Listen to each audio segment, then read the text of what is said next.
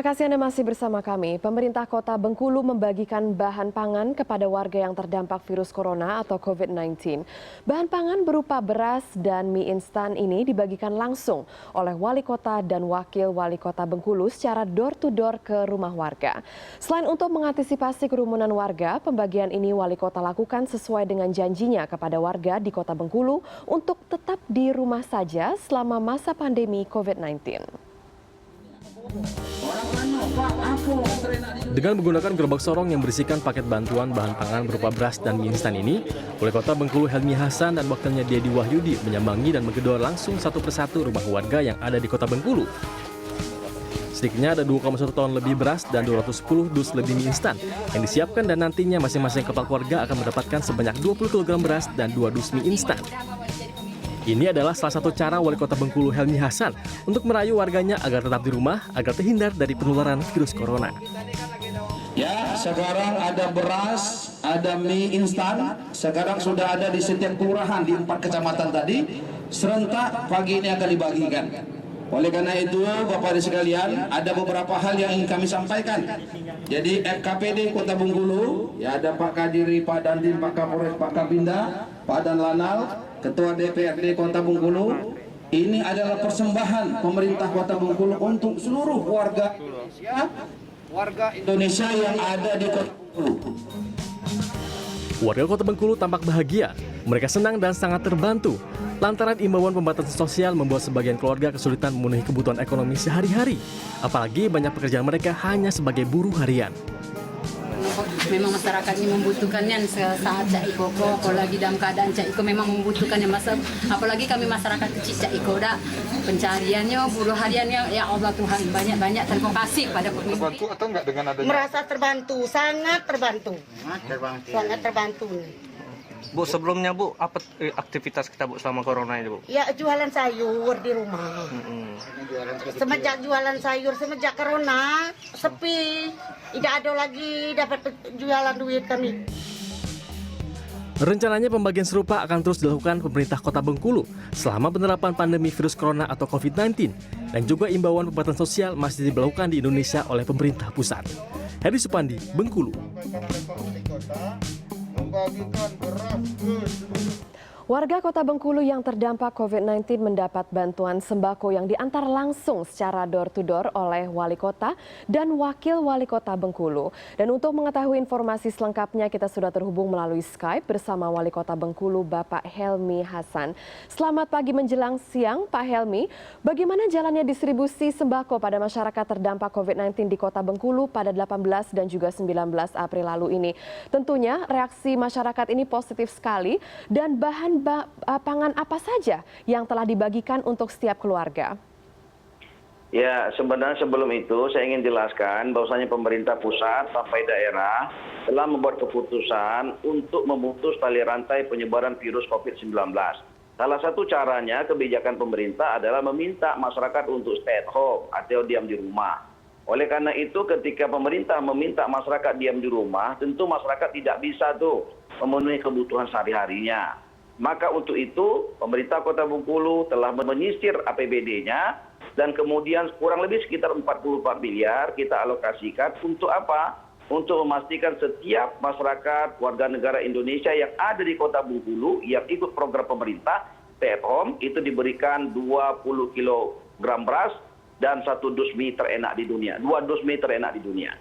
Nah, siapapun dia, yang penting dia warga negara Indonesia dan masih hidup tentunya yang ada di Kota Bengkulu, itu kita berikan program itu semua. Karena kita ingin setiap warga masyarakat kita menjadi masyarakat yang bahagia. Baik, lalu berapa banyak warga penerima bantuan yang disasar oleh pemerintah kota?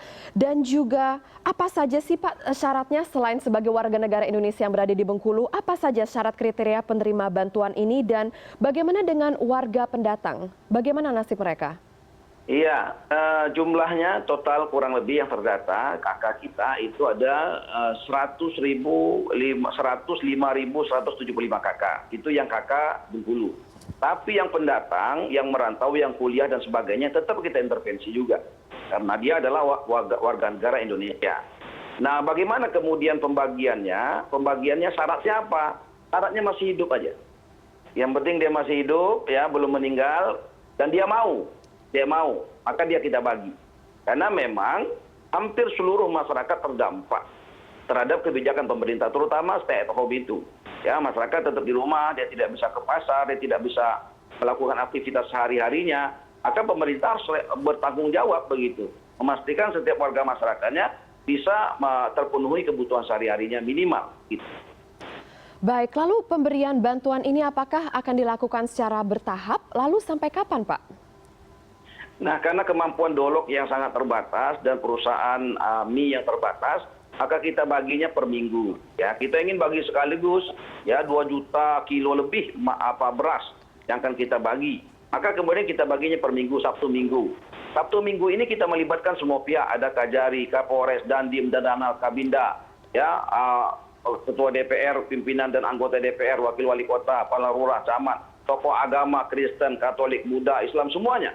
NGO, LSM, semuanya kita minta kemudian mendatangi door to door, rumah ke rumah. Agar kemudian apa? Agar kemudian tidak terjadinya penumpukan massa, penumpukan orang, yang itu bisa jadi menjadi penyebab tersebarnya virus COVID-19.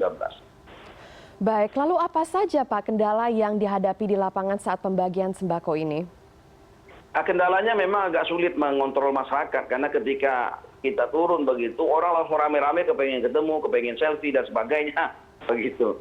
Makanya saya hanya ambil beberapa titik saja dan itu betul-betul disterilkan begitu. Setelah itu, Kepala Camat, Kepala Lurah, semuanya turun ke bawah masyarakat, tinggal kita videokan berupa aktivitas-aktivitasnya dengan dokumentasi video, foto, dan sebagainya. Baik, lalu apa saja strategi pemerintah Kota Bengkulu sampai saat ini dalam menghadapi COVID-19? Banyak hal yang sudah kita lakukan, salah satunya adalah kita sudah meliburkan sekolah SD, SMP, SMA, dan universitas pun kita liburkan. ASN pun sudah kita minta untuk kerja di rumah. Dan kemudian pemerintah sudah menyemprot hampir seluruh tempat-tempat umum, rumah ibadah, jalan-jalan, gang, dan tempat pertemuan masyarakat banyak. Pemerintah juga sudah menggratiskan parkir, ya, retribusi parkir. Pemerintah juga sudah menggratiskan beberapa pasar sehingga para pedagang tidak kesulitan untuk membayar retribusi. Pemerintah juga sudah menggratiskan PDAM sehingga masyarakat tidak perlu sulit lagi bayar PDAM. Begitu juga pemerintah sudah mendatangi PLN sebelum digratiskan, kita minta ada penggratisan PLN. Pemerintah juga sudah menggratiskan rusunawa gratis. Pemerintah juga sudah akan menanam ya tanaman-tanaman produktif pengganti beras. Apakah singkong, ubi-ubian, begitu jagung, cabai, tomat, sayur-sayuran. Dan ini kita lakukan ketika memang bulan Ramadan dan Idul Fitri tiba, biasanya harga selalu naik. Apalagi ada virus COVID-19. Maka pemerintah juga membuat program Ayo Menanam. Tidak boleh ada sejengkal tanah pun di Kota Bengkulu yang tidak ditanam tanaman produktif. Agar kemudian masyarakat tetap bahagia walaupun situasi kondisi harga semuanya naik tentunya. Baik, lalu Pak Helmi, satu pertanyaan lagi seperti yang sudah diterapkan di kota-kota di Indonesia, apakah Kota Bengkulu juga akan menerapkan PSBB? Sepertinya tidak, ya tidak dulu, karena memang Kota Bengkulu ya sampai hari ini insya Allah terkendali. Ya, kemarin ada satu dari BPD yang sakit, diisolasi di rumah sakit beberapa hari sudah sembuh. Ada istri dan anaknya yang kemudian tertular, ini pun kita isolasi mandiri di rumahnya. Dan ini juga insya Allah menunjukkan juga perubahan kepada kesembuhan. Oleh karena itu memang di Kota Bengkulu kita sudah jaga pintu-pintu masuk.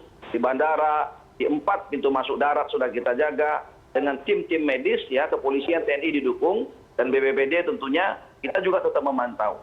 Dan setiap orang-orang yang datang kita selalu pantau dari mulai pintu masuk. Dan kemudian kita pantau suhu badannya, dan selama 14 hari kita minta isolasi di dalam rumah. Sehingga insya Allah Kota Bengkulu masih terkendali insya Allah. Baik, Pak Helmi Hasan, terima kasih atas waktunya bersama kami di CNN Indonesia. Ya, selanjutnya, ya, kami akan kembali sesaat lagi, tetaplah bersama kami.